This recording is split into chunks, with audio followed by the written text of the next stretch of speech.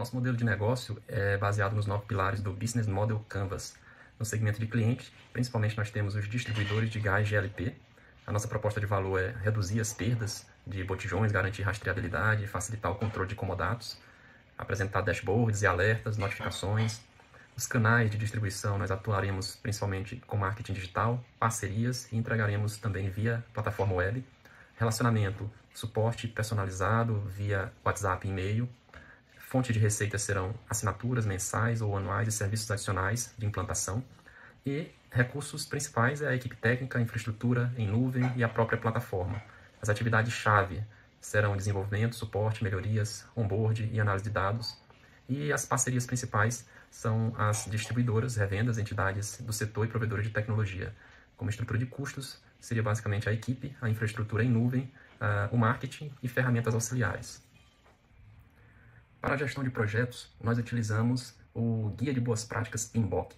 Então, nós buscamos trazer ali o conceito de governança robusta do PMBOK, mas também equilibrar isso com as metodologias ágeis. Então, a gente utilizou um conceito definido nas últimas versões do guia, que é o tailoring, né? Onde ele permite que a gente possa adaptar o projeto para que o projeto ele não fique muito engessado. Então, eu acho que uma das principais vantagens do nosso projeto foi justamente esse. E nós trabalhamos focados no escopo, no tempo e no custo. Né? Uma tripla restrição comum aí em vários projetos. Então a gente definiu muito bem o escopo do projeto, documentamos, trouxemos ali o Project Charter, né? O Definition of Done, né? Critério de aceitação bem claros. Na parte de tempo, a gente utilizou uma ferramenta-chave do Guia PMBOK, que é a EAP, a Estrutura Analítica de Projeto, que nos deu uma visão mais ampla de todas as etapas, de todas as fases, né, que a gente teria que percorrer. E a gente criou um cronograma híbrido, trazendo ali uma mescla de fases com milestones, né, pontos específicos no tempo, e cruzando isso com as informações de sprint. Né? Então, isso trouxe também uma flexibilidade, né? A gente conseguiu permitir que o time ele pudesse trabalhar de forma mais livre, não atrelada a tantas etapas mais fortes. Para a gestão de custos também, nós definimos muito bem todos os custos envolvidos, traçamos também um valor total, um custo total estimado ao longo do projeto e mantivemos também um foco no controle. E esse controle ele foi justamente previsto nas etapas do próprio Scrum. Quando a gente faz uma reunião diária, uma reunião de planejamento, a gente consegue ter um feedback muito mais rápido ao longo do projeto, ao longo da execução desse projeto, e consegue prever problemas e ajustar rotas. E por fim também a gente deu uma ênfase forte nas métricas, utilizando ali as ferramentas de burn down, burn up, para acompanhamento de progresso da sprint, e definição do IP, né, no Kanban para identificar gargalos.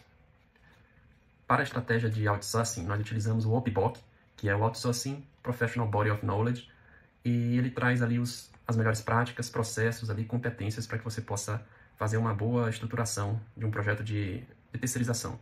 Né? Então, nosso objetivo principal foi formar um squad de 4 profissionais, sendo 2 full stacks, um PO e um UX design, e para acelerar, né, então, essas entregas e reduzir custos em até 25%.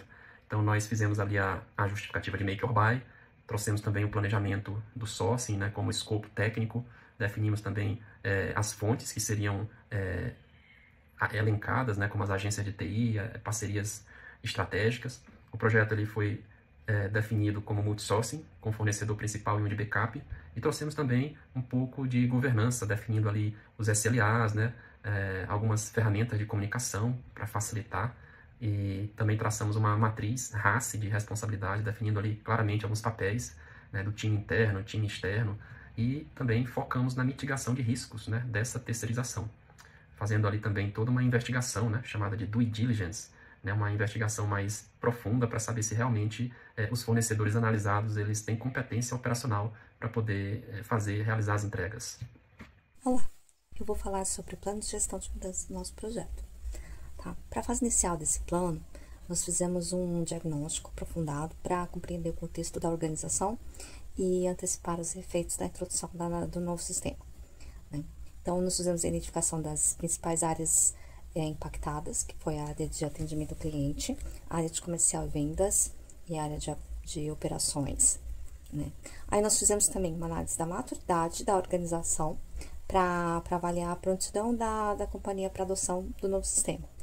Aí nós fizemos essa análise em 5 dimensões chaves: processos, tecnologia, cultura, organizacional, liderança e competências. O diagnóstico revela um cenário favorável, com destaque para a cultura receptiva e forte apoio da liderança. O nosso principal desafio reside na padronização de processos e integração dos sistemas.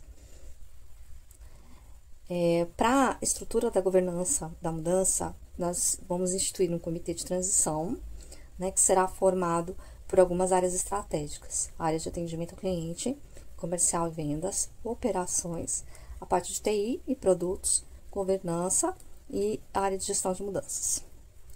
Os pilares estratégicos para a gestão de mudança, né? Teremos uma estratégia de comunicação e engajamento, com campanha de lançamento, comunicação contínua. Teremos também um plano de capacitação e desenvolvimento de competências, com trilhas de aprendizagem, recursos didáticos e programas de embaixadores da plataforma. Para a estrutura de suporte e sustentação pós-implantação, teremos uma central de suporte dedicada, canais de feedback para melhoria contínua e monitoramento dos indicadores de adoção. E como framework de governança recomendado, utilizaremos o COPT, TIL, ISO 27001 e a LGPD. Olá, agora eu vou falar um pouco da arquitetura de software e cloud que pensamos para esse projeto. E aqui nos escolhemos foi baseado nos pilares da AWS Well Architecture Framework, garantindo uma excelência operacional, segurança, confiabilidade, performance e otimização de custos também. Essa arquitetura é serverless, modular e escalável, e ficou dividida em 4 camadas principais, que seria a camada de apresentação, então usando o Vue.js, com Tailwind, usa também, deixar ela hospedada na Amazon S3, que ela poderia ser distribuída globalmente. Seria uma autenticação feita por Amazon Cognito com suporte MFA. Usaríamos também uma questão de API e lógica de negócio, que seria a nossa segunda camada, usando um API Gateway centralizando as requisições REST, enquanto as funções de Lambda executam toda a lógica da aplicação. Então usaríamos essa parte de APIs para fazer a comunicação entre as partes, entre os softwares e enfim. A terceira camada seria da integração de dados, então utilizaria o Amazon RDS, seria uma solução SQL com um banco de dados, um SQL para armazenamento de arquivos logs, a AWS Glue para fazer a extração dos dados, Athena para as consultas e o Amazon QuickSight para relatórios e dashboards gerenciais. O pessoal tem controle aí do que entra, do que sai, do que está faltando dos produtos. A quarta camada seria da observabilidade e da governança. Então, usaríamos a conta com CloudWatch para os logs, métricas e alarmes. Usaria também a AWS X-Ray para o rastreamento de chamadas, AM e o CloudTrail para controle de acesso e auditoria. E a AWS Backup para a recuperação dos dados. Além disso, a arquitetura ela permite integração com sistemas legados como SAP, Salesforce, suporte a webhooks e o monitoramento de eventos com contratos vencidos ou a inadimplência. Olá, vou falar da estratégia de Data Driven para esse case da Copa Energia. O nosso objetivo seria garantir a rastreabilidade, conformidade e previsibilidade no ciclo de vida dos contratos de comodato, né? Para isso, pensamos em alguns KPIs, né? Como, por exemplo, contratos ativos versus vencidos, tempo médio de retorno e taxa de inadimplência. Para a arquitetura de dados, como nossa solução está baseada em AWS, em um banco de dados relacional, uma SQL, nós pensamos em utilizar as ferramentas oferecidas pela própria AWS, como, por exemplo, o AWS Glue para ETL, o QuickSight para dashboards, né? E para alertas, o SQN e o Eventbrite. Pensamos já também na construção de modelos preditivos, né? Como, por exemplo, uma previsão de risco contratual. Teria como entrada ali histórico de uso, atrasos, perfil do cliente, né? E como sair de uma probabilidade de quebra de contrato. Para observabilidade, precisamos utilizar o CloudWatch, né? Ferramentas como Metrics, Logs e Dashboards do CloudWatch, né? Toda essa gama de ferramentas da AWS, a gente tem uma vantagem que a gente pode começar pilotando e no nível gratuito, né? E depois com o tempo escalar. Então essa é uma das vantagens também da escolha da AWS. Para o OKRs a gente pensou em alguns objetivos aqui maiores, como transformar a gestão de comodato em um processo eficiente, digital e rastreável, reduzir perdas e extravios de botijões na operação e assegurar a adesão e engajamento de parceiros e equipe de campo.